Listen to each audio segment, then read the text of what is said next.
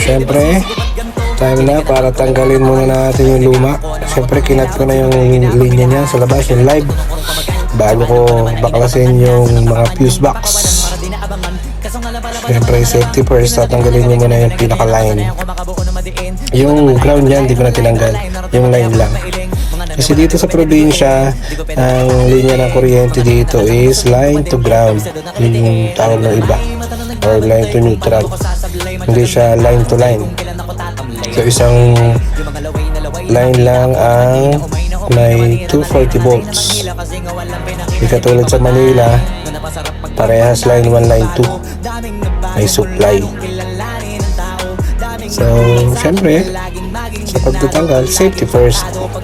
Para safe tayo makapagtrabaho. Iwas aksidente. Syempre, kuryente yan.